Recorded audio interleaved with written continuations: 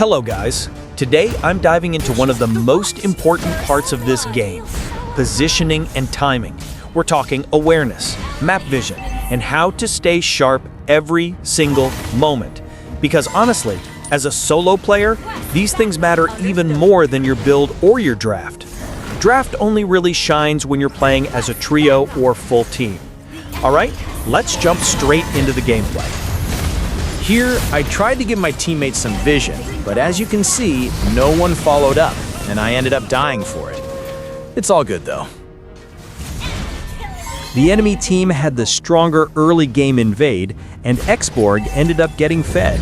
But don't worry, our professional Lucas is here to save the day. So at this point, I knew the match was going to be tough. So I decided to play it safe and aim for the late game. Xborg clearly has the upper hand in the EXP lane. Since he already killed you once and you know you're losing the lane, the smarter move is to play safe. Just leave the lane, help other lanes, and switch up your gameplay style to create impact somewhere else. Or if you don't want to rotate, then just stay under your tower. Keep it safe and don't give the enemy any free kills. I don't have flicker, so I'm just clearing my lane until I know exactly where the enemies are. On the map, I can see Baxia, Xborg, and Irithyll, so that means Valir and Grok are still missing. Always keep your eyes on the map, because even if an enemy goes missing, you can predict whether they're heading to the EXP or gold lane. Knowing where enemies are is a huge advantage, especially when you're playing solo. So I headed to the gold lane to lend a hand since the EXP lane was falling behind. Plus, taking down Xborg right now would be tough. He's already been fed by Lucas. Natan scored a double kill, which is great for catching up to the enemy marksman. After all, you really need to deal with the marksman if you want to push those towers. But he got a bit overconfident and got taken out. Sometimes, when you've scored a kill and notice the enemy is missing, it's smarter to play it safe and back off. The enemy has Baxia, so in just a few seconds, his skill 1 could put him right on you. The good news? He still managed to take the tower. I don't know why Franco and Friedrin kept dying one by one instead of playing it safe and waiting for the enemy to make a mistake, especially since the enemy has more gold and double our total kills. I managed to take down the enemy marksman and used flicker instantly because there were 3 enemies nearby, Grok, Valir, and Xborg. If I had stayed even a few more seconds, I would have been dead. So in situations like this, it's best to stay at base and wait for the enemy to make a mistake. If you have good map awareness, you can step out and camp in the bushes to catch them off guard. But if not, it's safer to just stay at base. We took down Valir and had the advantage in numbers. Going for the Lord would still be risky, not really worth it, especially since it's the first Lord. But here, Natan mispositioned and ended up getting killed. Sometimes, players decide to surrender in situations like this, and you're not wrong for that. You can surrender and give up that star. But in this game, I knew that one mistake could change everything.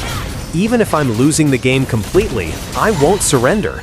The real question is, will your teammates stay at base and play it safe or not?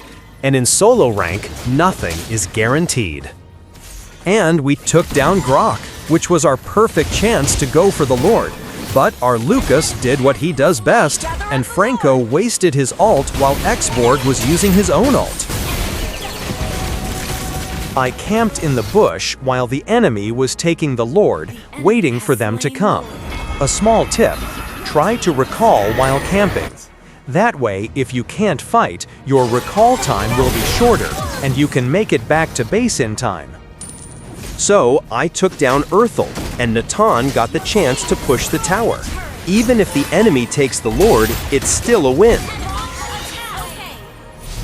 Odette is a solid pick for the mid lane, but many players tend to forget about her, so you'll mostly see her in lower ranks.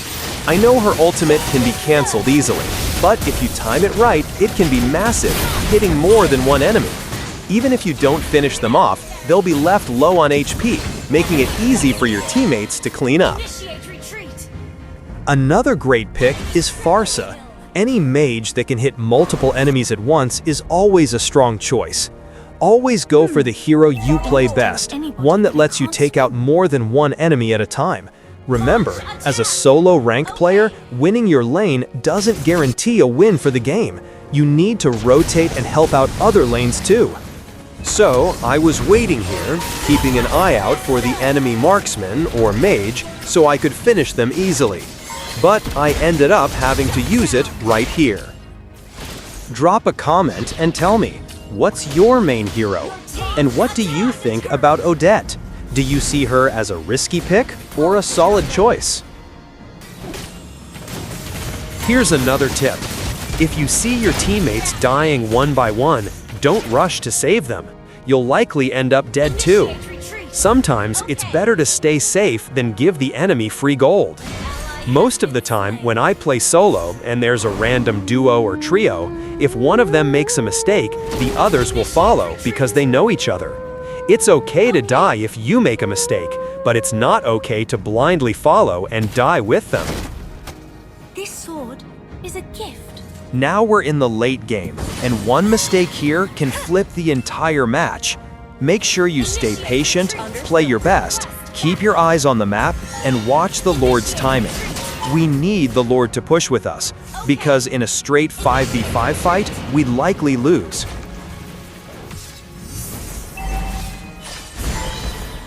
Another important tip, if you're the carry of the game, try your best not to die. Every death gives the enemy an advantage and makes it much harder for your team to win. Staying alive isn't just about surviving.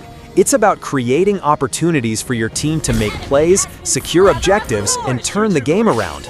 Remember, the longer you stay in the fight, the higher your chances of leading an epic comeback. No matter what hero you're playing, meta or not, if you don't position well or lack map awareness, you're setting yourself up to lose. Sure, a better draft can give you some advantages, but remember, you're not in the MPL or playing with a coordinated full squad, you're solo.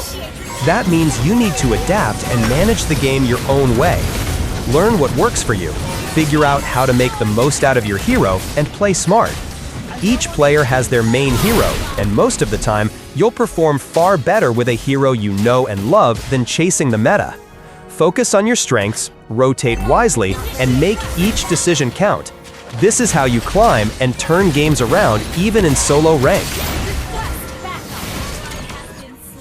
Tell me in the comments, how many times have you copied the so-called best build and still ended up losing? It happens more than you think. The truth is, it's not really about the build itself. A strong build only works if you combine it with proper timing, positioning, and decision-making. Sure, the build can give you a big advantage, but if you're not aware of the map, the enemy's movements, or when to engage, it won't help you at all. Instead, you might find yourself frustrated thinking, why did that player with the same build win while I didn't? That's because winning comes from smart play, adapting to the situation, and using your build effectively, not just copying it blindly. To be honest, if you truly master positioning and timing, you can play almost any hero in Mobile Legends, even those that aren't considered meta. Of course, there are exceptions like Fanny, who requires a lot of practice to really get the hang of. The key is to focus on these fundamentals first: positioning, timing, map awareness, and knowing when to engage or retreat. Once you've got that down, you'll start seeing the game in a completely different way. You won't need to chase the latest builds or follow the meta blindly, because your decisions and skill will carry more weight than any item choice. Master your timing, make smart plays, and the victories will follow naturally.